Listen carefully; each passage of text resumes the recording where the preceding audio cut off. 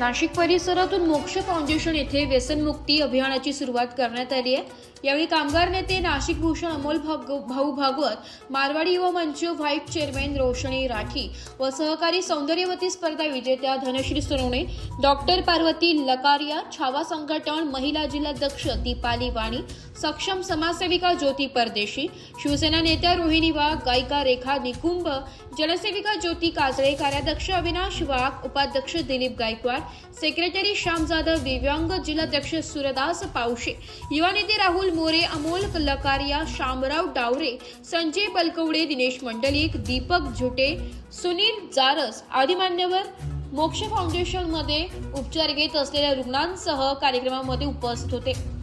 सूत्रसंचालन करताना सुरदास पावशे यांनी व्यसनांची गंभीरता स्पष्ट केली आहे। कार्यक्रमाची सुरुवात गायिका रेखाताई निकुंबा यांच्या इतनी शक्ती हमें देना दाता या सुरेल गाण्याने झाली। तसेच मोक्ष फाउंडेशन मध्ये आलेल्या उपचारासाठी आलेल्या रुग्णांना मार्गदर्शन करणाऱ्या तेथील प्रशिक्षक व काउन्सिलर यांचे अभिनंदन करून त्यांचे सत्कार करण्यात आले। यामध्ये संचालक सॅव्हिओ डिक्रूज, प्रशिक्षक संतोष सरवणकर, जोशी सर, जयेश पाटील व सहकारी यांना सन्मानित केले। त्यानंतर सक्रिय जनसेविका ज्योतिताई परदेशी यांनी आपल्या मातापित्यांकडे लक्ष देऊन आपल्याकरिता केलेले समर्पण ओळखून तरुणांनी व व्यसनी व्यक्तींनी आयुष्यामध्ये यशाचे एक टप्पे ओलांडावेत असे आवाहन केले।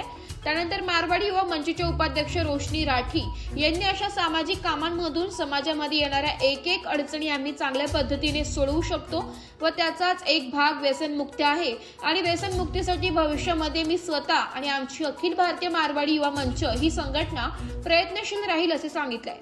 मिस व्हीआरसीएस विनर धनश्री सोनवणे यांनी आपण सुद्धा जीवनामध्ये अशा व्याधींवर मात करून अनेक प्रकारचे यश संपादन करण्यामध्ये यशस्वी झालेलो आहोत असे उपस्थितांना प्रेरणादायी वक्तव्य केले।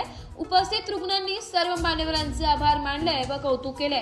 त्यानंतर सर्व रुग्ण आणि कार्यक्रमामध्ये उपस्थित असलेले मान्यवर ज्यांना ऐकण्यासाठी तिथे आलेले होते असे नाशिक भूषण अमोल भाऊ भागवत यांनी सरळ मोक्ष फाउंडेशन येथील रुग्णांसह संपूर्ण महाराष्ट्रातील व्यसनी व्यक्तींना व्यसनापासून दूर जाण्याचे जाहीर आवाहन केले व या सर्व प्रक्रियेमध्ये ज्या ठिकाणी माझी किंवा आमची गरज लागेल आम्ही सहकार्यासाठी नक्कीच तिथे उभे राहू आणि महाराष्ट्रात टप्प्याटप्प्याने व्यसनमुक्ती अभियान घेण्यात येईल।